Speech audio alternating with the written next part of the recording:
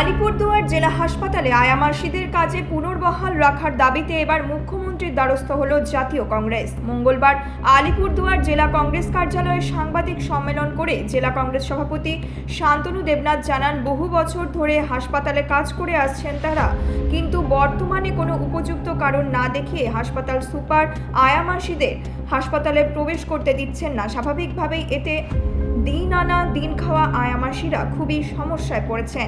গোটা বিষয় নিয়ে মুখ্যমন্ত্রীকে চিঠির মাধ্যমে সমস্যার সমাধানের আবেদন জানিয়েছে জাতীয় কংগ্রেস। আপনারা জানেন যে গত 22 তারিখে আলিপুরদুয়ার জেলা হাসপাতালে আয়াদেরকে বের করে দেওয়া কেন্দ্র করে একটা উত্তেজনা তৈরি হয়।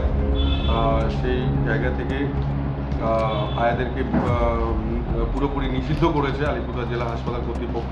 যে আয়ারা প্রায় 1972 সাল থেকে আলিপুরদুয়ার জেলা হাসপাতালে ডিউটি করে আসছিল এবং তাদের কিন্তু রেকগনাইজ করা হয়েছে আলিপুরদুয়ার জেলা হাসপাতালের পক্ষ থেকে, এবং তার একটা কপিও আমি এখানে দিচ্ছি আপনাদেরকে, যেখানে 86 সালে এই আলিপুরদুয়ার হাসপাতাল কর্তৃপক্ষই তাদেরকে রেকগনাইজ করেছে অ্যাজ এ স্পেশাল আয়া।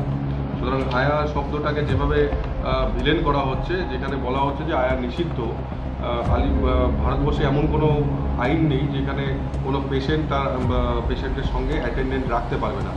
যদি সেরকম অ্যাটেন্ডেন্ট নিয়ম থাকে, আইন থাকে, আমাদেরকে দেখাক, তারপরে আমরা সেটা নিয়ে ভাববো। এই বিষয়গুলো যে আলিপুরদুয়ার জেলা হাসপাতালে পরিতোষ মণ্ডল যে সুপার রয়েছেন, সেই পরিতোষ মণ্ডল কীভাবে নৈরাজ্য চালাচ্ছে এবং একটা ডিক্টেটরশিপ আলিপুরদুয়ার জেলা হাসপাতালে চালাচ্ছে। এর আগেও আমরা অনেক অভিযোগ আলিপুরদুয়ার জেলা হাসপাতালে পেয়েছি, যে পরিষেবামূলক, যেখানে আউটডোরে ডাক্তাররা নিয়মিত বসেন না, বিভিন্ন ল্যাবরেটরিতে রিএজেন্ট নেই, আলিপুরদুয়ার জেলা হাসপাতালে যে আবর্জনা স্তূপ রয়েছে সেটাকে সরানোর কোনো উদ্যোগ নেই, আলিপুরদুয়ার জেলা হাসপাতালে অল্প বৃষ্টিতেই সেখানে জল জমে যাচ্ছে, প্রপার ড্রেনেজ ব্যবস্থা নেই। এইরকম আমরা 7 দফা দাবি নিয়ে এবং আয়াদের যে বিষয়টা সেটাকে জানিয়ে যে তাদের উপর কীভাবে তাদের পেটে লাথি মারা হচ্ছে, কারণ এই আয়ারা এটার উপর বেস করেই কিন্তু তাদের সংসার চালান। এরকম বহু আয়া রয়েছেন, তারা কিন্তু তাদের ছেলেমেয়েদের পড়াশোনা থেকে শুরু করে সংসার খরচ থেকে শুরু করে সমস্ত এই একটা মাত্র প্রফেশনের উপর নির্ভর করে তারা চলে।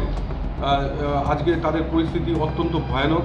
আমি বেশ কয়েকটা আয়া মাসি রয়েছে যাদের পড়াশোনা বন্ধ হয়ে গেছে ছেলে মেয়েদের, তাদেরকে আমি ব্যক্তিগতভাবে টাকা দিয়ে তাদেরকে স্কুলে ভর্তি করিয়েছি, কাউকে কলেজে ভর্তি করিয়েছি, কাউকে বই কিনে দিয়েছি। এইরকম পরিস্থিতিতে যেখানে আজকে পশ্চিমবঙ্গ সহ সারা ভারতবর্ষে বেকারত্ব চরম আকার ধারণ করেছে, সেখানে আলিপুরদুয়ার জেলা হাসপাতালে যারা মিনিমাম একটা টাকা নিয়ে তারা এইরকম নোংরা পরিবেশে তারা পরিষেবা দিয়ে যাচ্ছিল রোগীদেরকে, সেই জায়গায় দাঁড়িয়ে সুপারের এই অনৈতিক কাজকে আমরা কোনোভাবেই সমর্থন করতে পারছি না।